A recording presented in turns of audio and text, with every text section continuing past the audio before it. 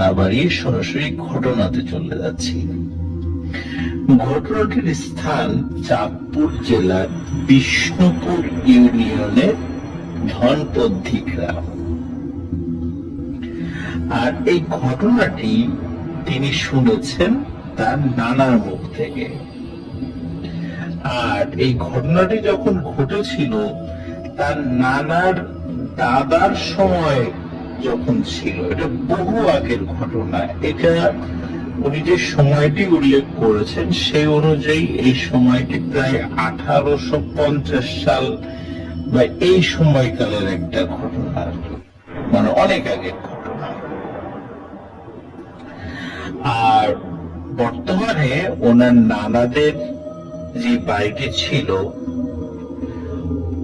বা এখন যে বাড়িটি আছে, ওইটা ওই সময়ে একটি হিন্দু বাড়ি ছিল বা ওই সময় হিন্দু পরিবাররা বসবাস করত। আর ওনার নানার বাড়ির নাম প্রধানিয়া বাড়ি, কিন্তু নাম প্রধানিয়া বাড়ি হলো সবাই এক নামে চেনে রামরা বাড়ি হিসাবে। আর রামরা বাড়ি মূলত দিঘির 3 পারে অবস্থিত, মানে দিঘির উত্তর, পশ্চিম এবং পূর্ব, এই 3 দিকে এই রামরা বাড়ি অবস্থিত।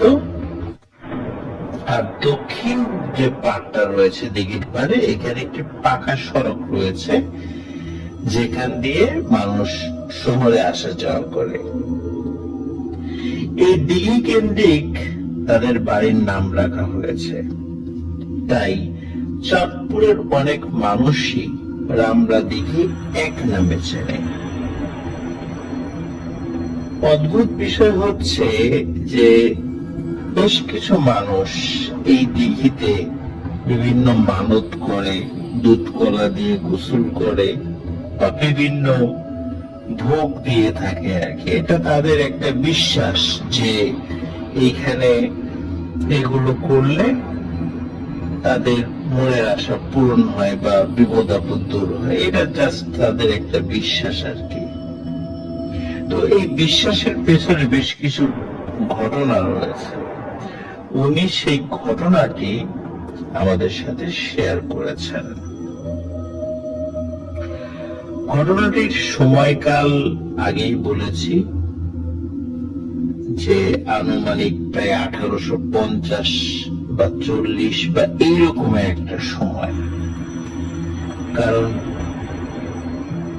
জাহাঙ্গীর ভাইয়ের নানার দাদা, এই দাদারাই তখন ছিল ছোট, তাহলে বুঝতে পারছে কত আগের ঘটনা ছিল এটা।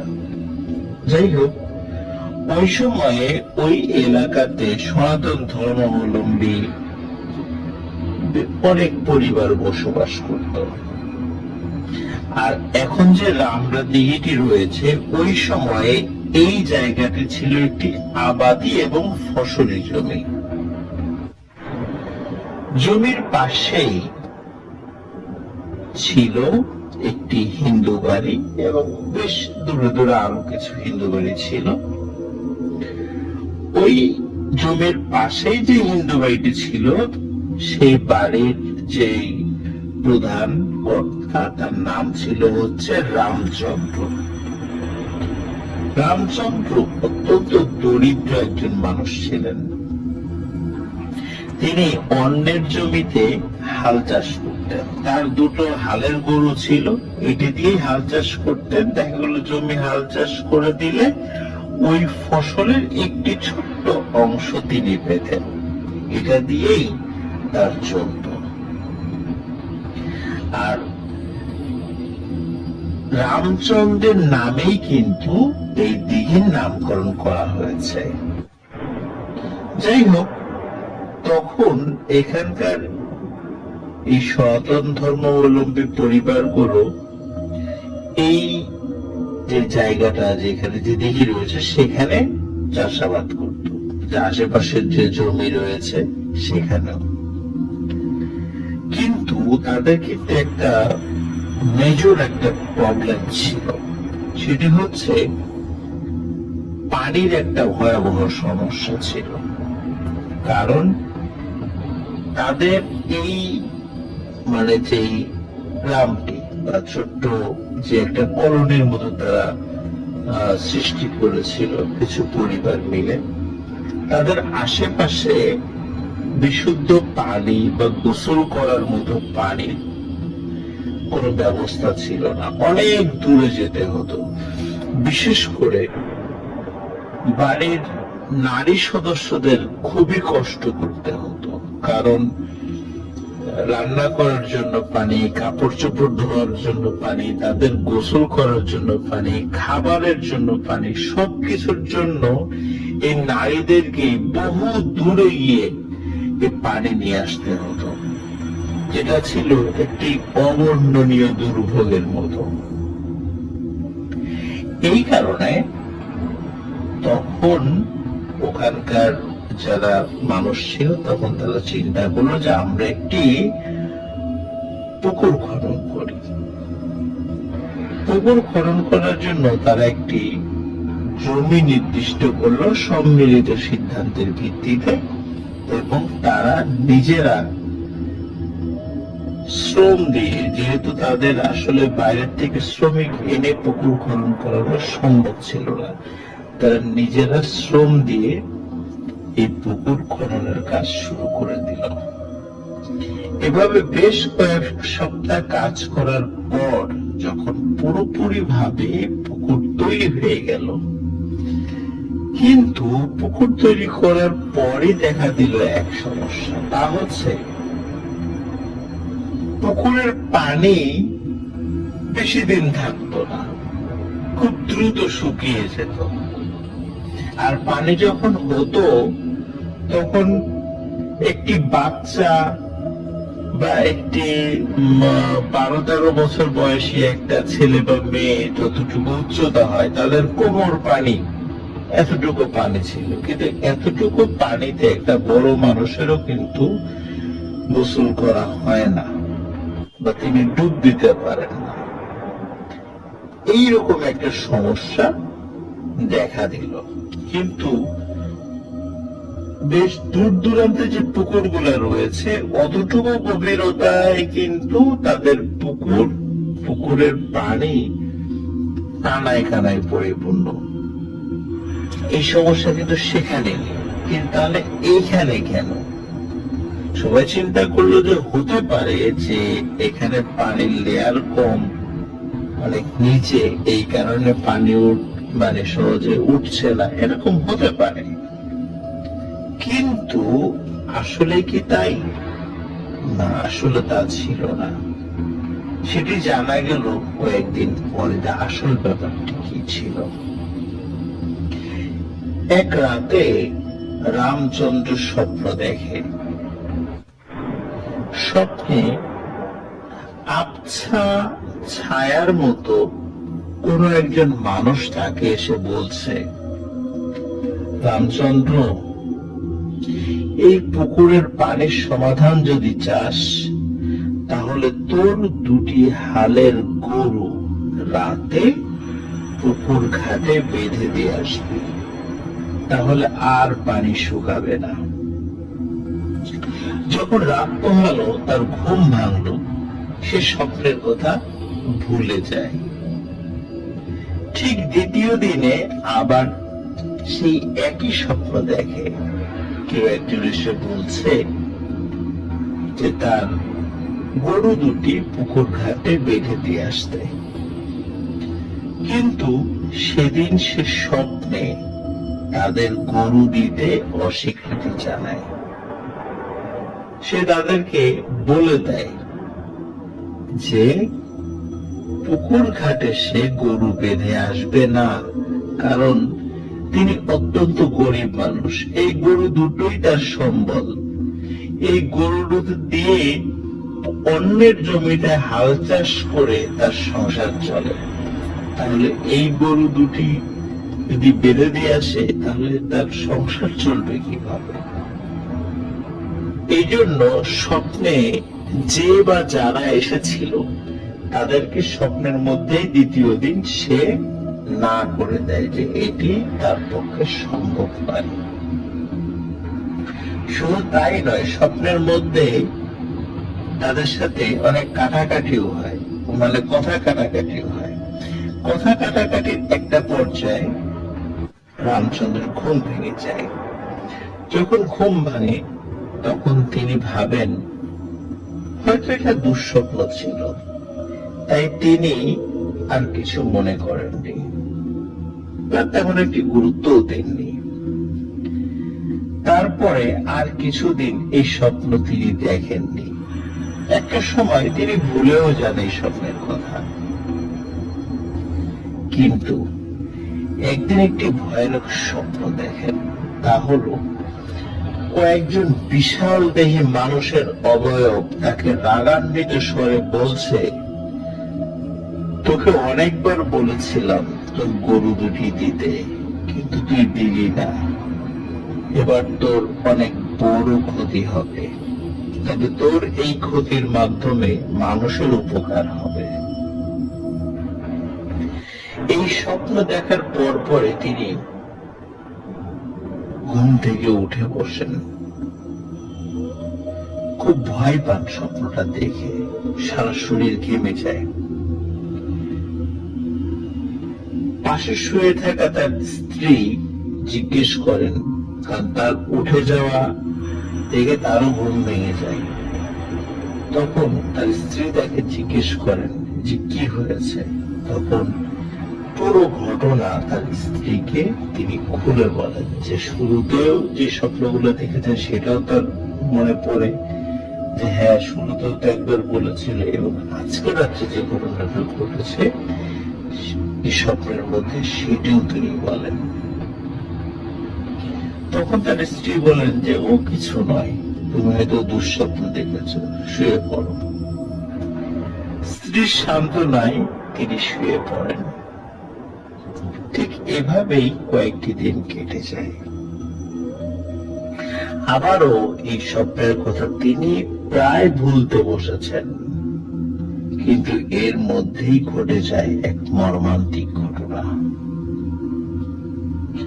তা হলো রামচন্দ্রের একটি কন্যা সন্তান ছিল। তার বয়স আনুমানিক 13 থেকে 14 বছর হবে। তার নাম কি ছিল তা জাহাঙ্গীর ভাইয়ের নানা উনি বলতে পারেননি, যে ওই মেয়েটির নাম কি ছিল। এক্সাক্ট যে নামটা এটি আসলে জানা যায়। তো ওই মেয়েটি অন্যান্য ছেলে মেয়েদের সাথে দুপুরবেলা পুকুরে গোসল করতে নামতো। শুরুতেই বলেছি পুকুরে কিন্তু আসলে মানুষ ডুবে যাওয়ার মতো পানি ছিল না। একটি 12-13 বছর বয়সী একটা ছেলে বা মেয়ের কোমর সমান পানি ছিল, সুতরাং সেখানে ডুবে যাওয়ার তো কোনো প্রশ্নই আসে না। ওরা ওই কোমর পানিতেই ডুব দিত, ডুব দিয়ে গোসল করত। এবং অন্যান্য মানুষ একই কাজ করত। কেউ কেউ ওই মগে করে বা অন্য কোনো পাত্রে পানি নিয়ে গোসল করত, যেহেতু ওই নিচে নামলে পানি ঘোলা হয়ে যায়, এই কারণে অনেকে এই কাজটি করত। কারণ পুকুরে তো পানি নাই, কি করবে।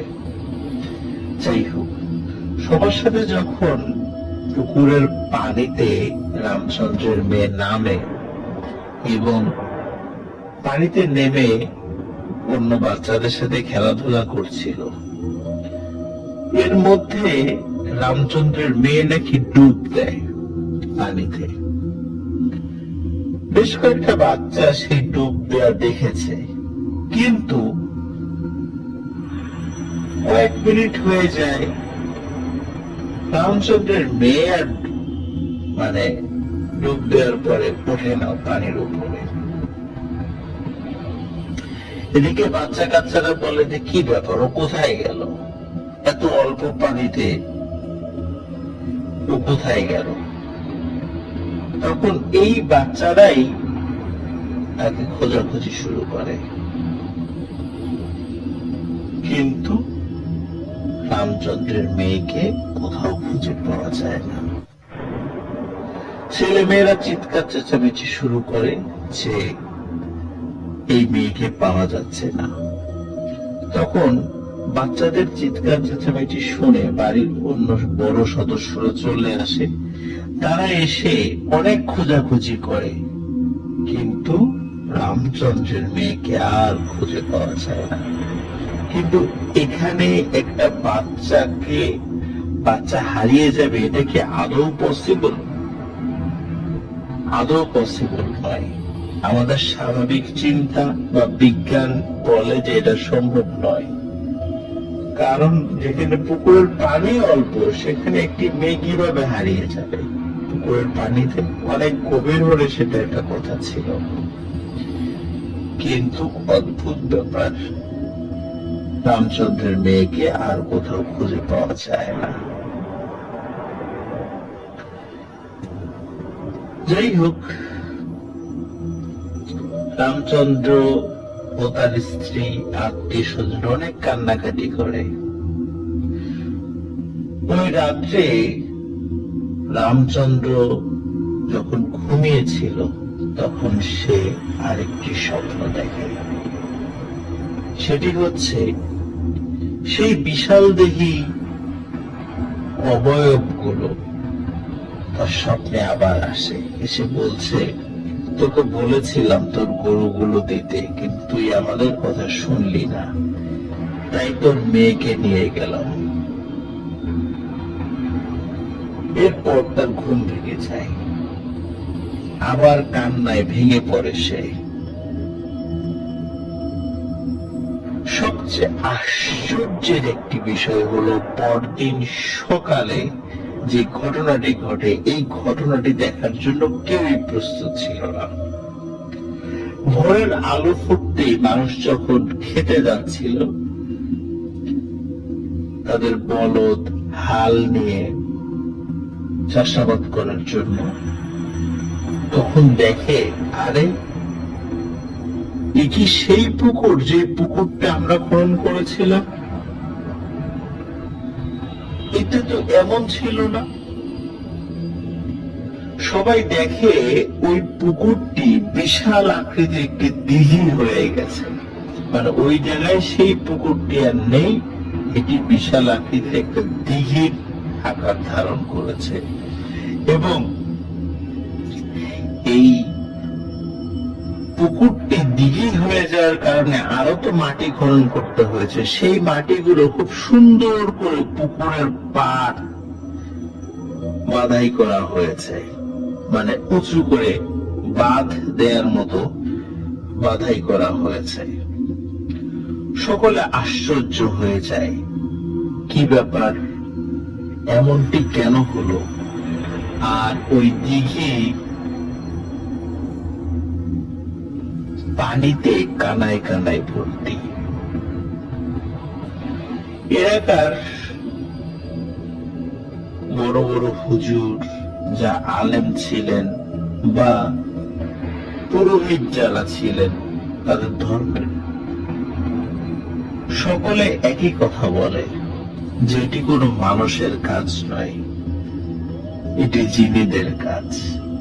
জিনেরাই এখানে এটি খনন করেছে। যাই হোক, এভাবে কেটে যায় কয়েক মাস, কয়েক বছর। আস্তে আস্তে মানুষ ভুলে যায় রামচন্দ্রের সেই মেয়ের কথা। এরপর দিঘি কেন্দ্রিক নতুন কিছু ঘটনার সৃষ্টি হয়। তা হলো, রাতের বেলা অনেক মানুষ দূর দূরান্ত থেকে যখন বাড়িতে ফেরে, তখন দিঘির পাশ দিয়ে যেহেতু যাতায়াতের পথ ছিল, এখন যেটা রয়েছে তখনও তেমনই ছিল, তখন দিঘির দক্ষিণ পাশ দিয়ে যাওয়ার সময় তারা দেখত যে পুকুরের ঠিক মাঝখানে একটি নৌকার মতো কিছু একটা, কিন্তু ঠিক নৌকা না, তার উপরে লাল শাড়ি পরা একটি মেয়ে বধূর সাজে বসে আছে। সবাই দেখতো এটি রামচন্দ্রের সেই মেয়েটি, যে মেয়েটি পানিতে ডুবে গিয়েছিল। এটি দেখে সবাই ভয় পেত, দৌড় দিয়ে সবাই এই পথটি অতিক্রম করার চেষ্টা করত।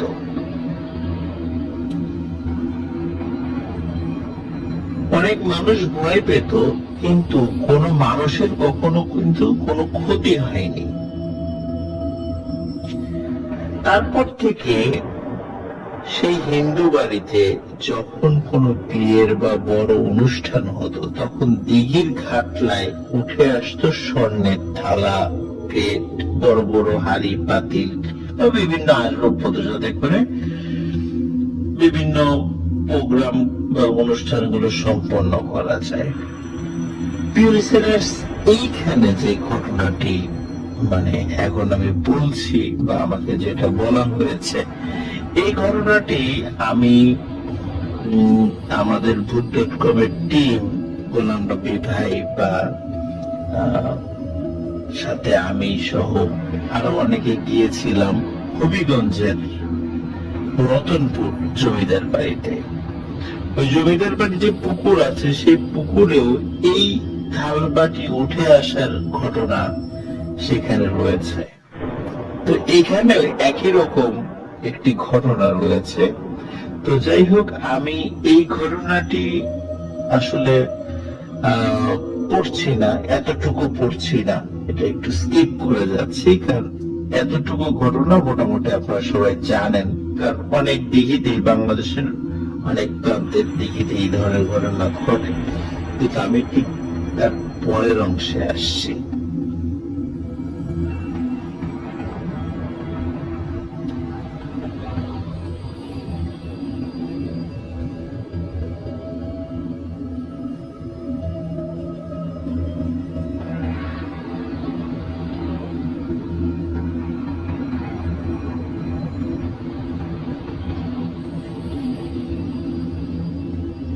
ওই দিঘিতে খুবই একটি ভয়ানক ঘটনা, যে ঘটনা আজ পর্যন্ত মানুষের মুখে মুখে রয়েছে। রামচন্দ্রের মেয়ের ঘটনা তো রয়েছে, কিন্তু আরো একটি ঘটনা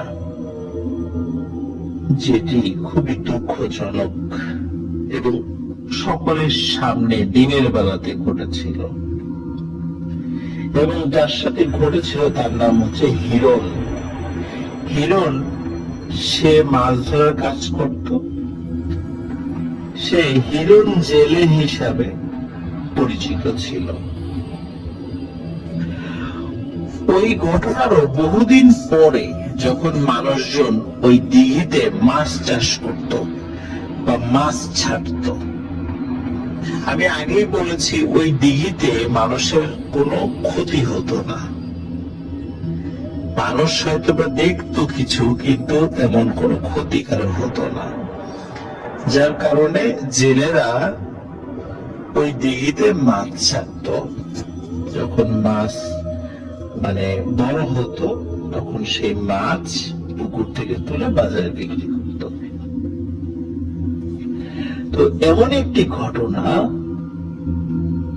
যখন ওই মাছ তোলার সময় হয়ে যায়, তখন বেশ কিছু জেলে যে চতুর্দিকে জাল দিয়ে যায় মাছ তুলে আনা হয়, ঠিক তেমন জাল পুকুরে ফেলা হয়। জালগুলো ঠিকঠাক মতো ছড়িয়ে দেওয়ার জন্য মাঝখানে একটি নৌকা ছিল, ওই নৌকাতে দুইজন মানুষ ছিল। তার মধ্যে একজন ছিল সেই হিরণ জেলে। যখন ওই পুকুরে বা ওই দিঘিতে জাল ফেলা হয়, জাল ফেলার পর মাঝখানে ওই নৌকাতে ওই হিরণ জেলে ছিল। তারপর আস্তে আস্তে অন্য যারা জেলেরা ছিল তারা জাল টানা শুরু করে। জাল যখন টানা শুরু করে, জালের একটি অংশ যখন ওই পুকুরের মাঝখান দিয়ে চলে আসছিল, তখন হঠাৎ করে জালের একটি অংশ আটকে যায়। হিরণ সে একটু ছিপছিপে গরম ছিল এবং খুব সাহসী ছিল এবং সাঁতারও ভালো জানতো এবং পানির নিচে ডুব দিয়ে দীর্ঘক্ষণ থাকতে পারত।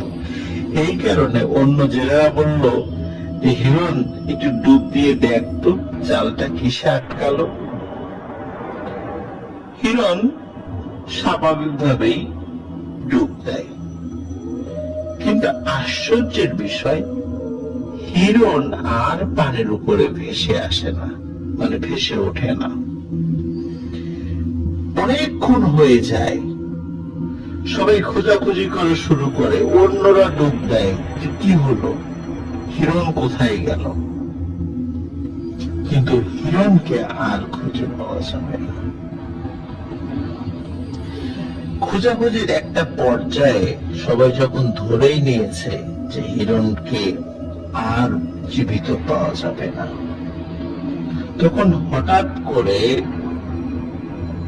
শত শত মানুষের সামনে আশ্চর্যজনক ভাবে হঠাৎ পানির উপর হিরণ ভেসে ওঠে এবং সে দিব্যি সাঁতরে পুকুর পাড়ে চলে আসে। যখন আশেপাশের মানুষ যারা যখন শুনেছিল যে হিরণ হারিয়ে গেছে, উৎসাহী কিছু লোক এসেছিল। তারপরে যখন মাছ, মানে জেলেরা মাছ টানে, তখন মাছ কেনার জন্য আরো কিছু লোকজন আসে। আর এমনিতেও কিছু মানুষজন দেখে যে মাছ কতটুকু জেলেরা ধরতে পারছে, এরকম বেশ কিছু মানুষ সেখানে ছিল। তারা সবাই খুব অবাক হয় এবং প্রত্যেকেই হিরণকে জিজ্ঞাসা করে, এতক্ষণ তুই পানির নিচে কি করছিলে? হিরণ কোনো প্রশ্নের উত্তর দেয় না। সবাই আরো একটি অদ্ভুত ব্যাপার লক্ষ্য করে, হিরণের ঠোঁটে পানের পিক লেগে এই ঠোঁট দুটি লাল হয়ে আছে। কিন্তু মজার বিষয়, হিরণ কিন্তু কখনো পান খেত না। সবাই বলে, কি ব্যাপার হিরণ, তুমি পানির নিচে পান পেলে কোথায়? কিন্তু হিরণ কোনো বিষয়ে কোনো কথা বলতে রাজি ছিল না। কিন্তু আশেপাশের মানুষরা তো নাছোড়বান্দা, তারা ক্রমাগত প্রশ্ন করেই যাচ্ছিল। এক পর্যায়ে হিরণ বেচারা নিরুপায় হয়ে বলতে বাধ্য হলো সেই ঘটনা। হিরণের ভাষ্য মতে, হিরণ যখন পানির নিচে ডুব দেয় তখন সে পানির নিচে চলে যায়, কিন্তু হঠাৎ করে দেখে যে নিচে কোথাও পানি নেই, সেখানে শুকনো জমি। আর সেখানে দেখতে পায় নববধূর সাজে লাল টুকটুকে বেনারসি পরা একটি ছোট্ট মেয়েকে। কিন্তু ঘোমটা দিয়ে মেয়েটির চেহারা ঢাকা ছিল, এই জন্য চেহারাটা খুব ভালো করে দেখতে পাইনি। ওই মেয়েটি তাকে অনেক আপ্যায়ন করে, অনেক কিছু খেতে দেয়। হিরণ খুব অবাক হয় যে আমি কোথায় আসলাম, আমি কি পৃথিবীতে আছি না অন্য কোনো জগতে চলে আসি। কিন্তু হিরণ বুঝতে পারে যে না, অন্য কোনো জগতে সে চলে আসেনি, সে পৃথিবীতেই আছে। কিন্তু ওই মেয়েটি তাকে অনেক খাওয়ার জন্য রিকোয়েস্ট করে এবং হিরণ খায়।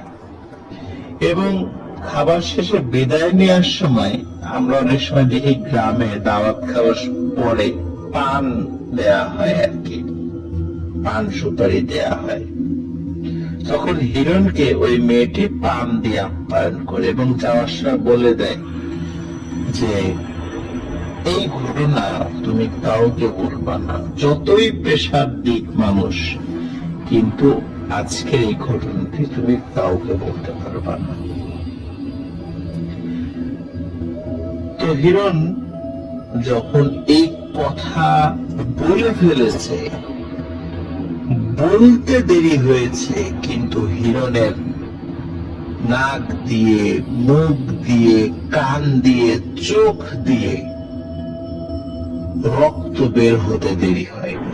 গোল গোল করে রক্ত পড়া শুরু হয় এবং সকলের সামনে হিরণ ছটফট করতে করতে মারা যায়। হিরণের এই বিষয়টি আজও অজানা রয়ে গেছে। আসলেই কি এই ঘটনা ঘটেছিল পানির নিচে? সবাই ধারণা করে যে পানির নিচে সে যাকে দেখেছিল সেটি সেই রামচন্দ্রের মেয়ে।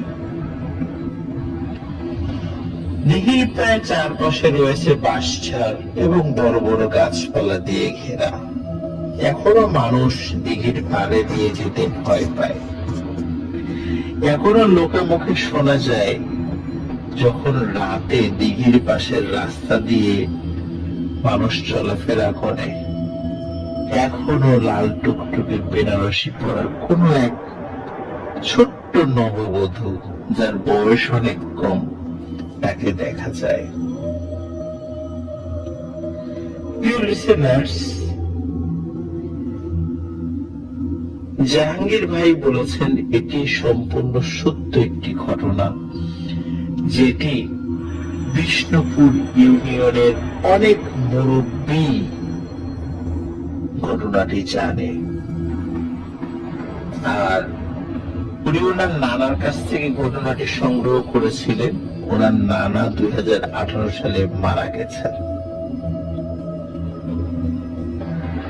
প্রিয় লিসেনার্স, অনেকেই দিঘি কেসরি ঘটনা চান। আশা করি ঘটনাটি আপনাদের ভালো লেগেছে। আর চাঁদপুরে আমাদের যারা লিসেনাররা রয়েছেন এবং বা কেউ যদি ওখানে যান, তাহলে অবশ্যই ঘটনাটির সত্যতা যাচাই করতে পারবেন। অবশ্যই মানে ঘটনাটি সত্য কিনা আশেপাশের মানুষদের কাছ থেকে সেই বিষয়ে তথ্য নিতে পারবেন। আমি ঘটনাটির স্থান আবারও বলে দিচ্ছি, চাঁদপুর জেলার বিষ্ণুপুর ইউনিয়নের ধনপত্তি গ্রাম, এবং সেখানেই রয়েছে রামরাবাড়ি, এবং রামরাবাড়ির পাশেই এই দিঘি রয়েছে। প্রিয় লিসেনার্স, উনি আমাদেরকে এই দিঘির একটি ছবি পাঠিয়েছেন। এই ছবিটি আমাদের কমিউনিটি পোস্টে রয়েছে। আপনারা চ্যানেলে কমিউনিটি একটা ফিচার রয়েছে, ওইখানে গিয়ে যখন আপনারা টিপ দিবেন, প্রেস করবেন, তখন আমাদের যে পোস্ট গুলো রয়েছে, এই পোস্ট গুলোতে আমরা কি কি আপলোড করেছি বা কি পোস্ট দিয়েছি সেগুলো দেখতে পাবেন। এখানে রামরা দিঘির চমৎকার একটি ছবি রয়েছে। প্রিয় লিসেনার্স, আশা করি ঘটনাটি আপনাদের ভালো লেগেছে। আপনারা অনেকেই দীর্ঘ ঘটনা চান, তো এই ঘটনাটি আসলে দীর্ঘ ছিল, এটি সত্য ঘটনা ছিল। আর মাঝখানে একটি অংশ আমি স্কিপ করে গেছি, জাস্ট খালি পুকুরে থালবাটি ভেসে ওঠার বিষয়টা, কারণ এরকম ঘটনা এর আগেও বেশ কয়েকবার প্রচারিত হয়েছে। এই কারণে আমি বিষয়টা আর কি পুনরাবৃত্তি করতে চাইনি। হতে পারে এই দিঘিতেও এই একই ঘটনা ঘটেছে। যাই হোক, আশা করি আপনারা আমাদেরকে আরো ঘটনা পাঠাবেন। ঘটনা পাঠিয়ে আমাদের সামনে গিয়ে চলার পথকে সমৃদ্ধ করবেন।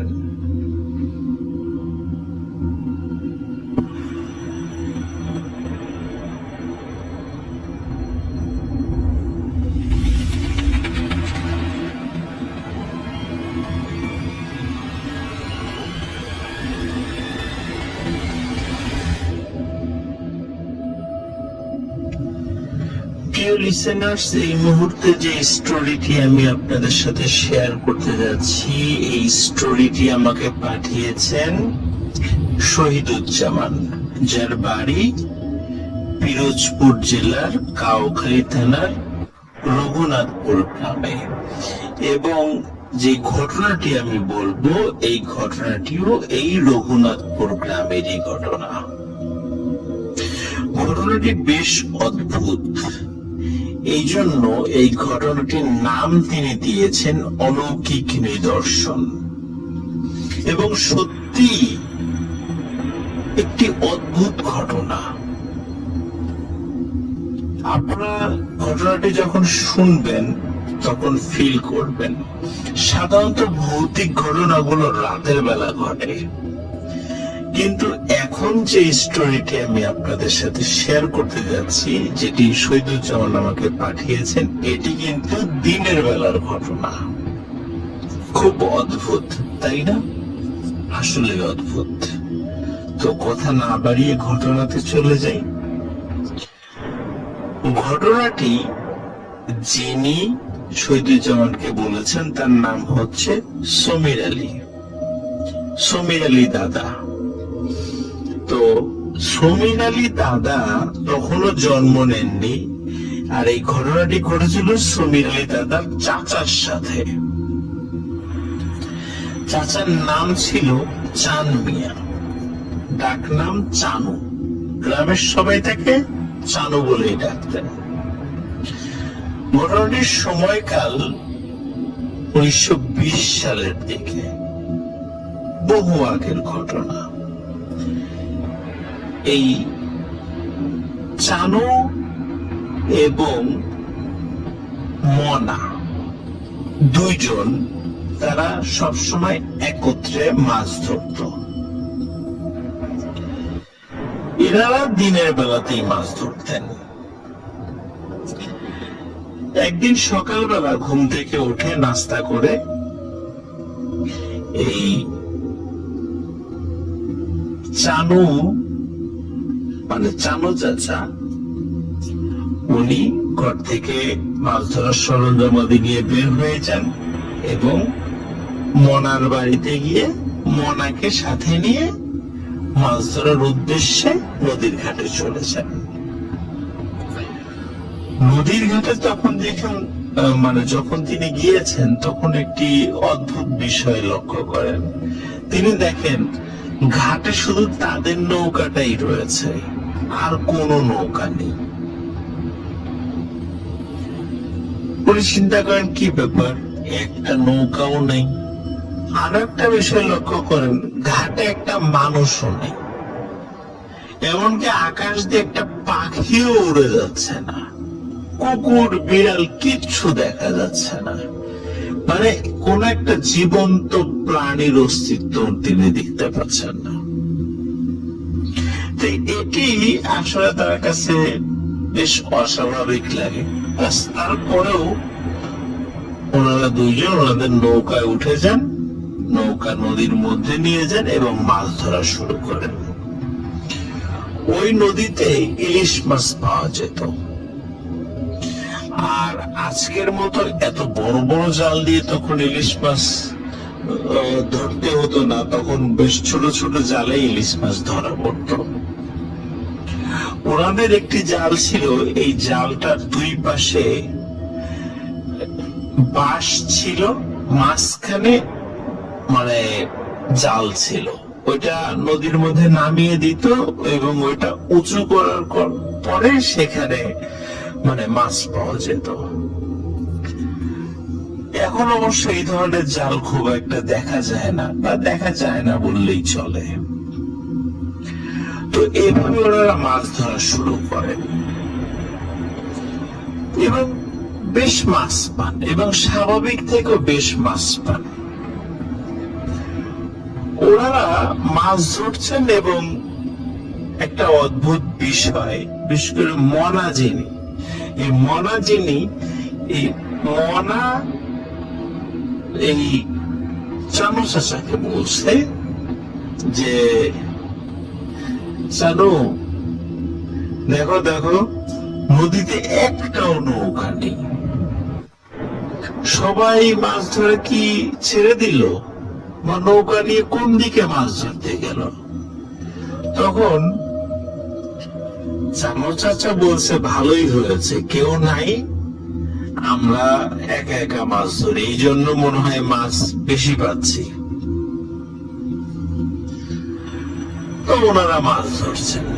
এখন মাছ ধরার পরে ওনারা দেখলেন যে বেশ নৌকা প্রায় ভরে গেছে মাছে। তখন চিন্তা করলেন যে এখন তো ব্যাপারীদের কাছে বিক্রি করতে হবে। সাধারণত কি হতো, ব্যাপারীরা নৌকা থেকে মাছ কেনার জন্য ওই নৌকা নিয়ে নদীর মধ্যে ঘুরতো এবং বিভিন্ন নৌকা থেকে মাছ সংগ্রহ করত। ওরা সকাল থেকে বিকাল পর্যন্ত মাছ ধরলেন, অথচ একটা ব্যাপারীর নৌকাও চোখে পড়ল না। কোন মাঝির নৌকা তো নাই, ব্যাপারীর নৌকাও নাই। ওরা অবাক হলেন যে এত মাছ নিয়ে এখন কি করব, কার কাছে বিক্রি করব। কোন ব্যাপারী আসলো না, তাহলে তো বাজারে যেতে হবে। তখন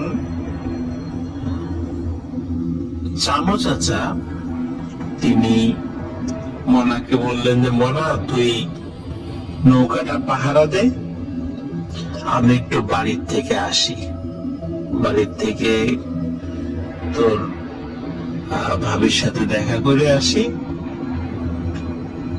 একটু কথা বলে আসি, আর বাজারে যাবো এই মাছগুলা নিয়ে। তখন মনা বলল ঠিক আছে, আমি অপেক্ষা করছি। তখন চামো চাচা উনি বাড়িতে যান। বাড়িতে গিয়ে ওনার স্ত্রীকে ডাকাডাকি করতে থাকেন।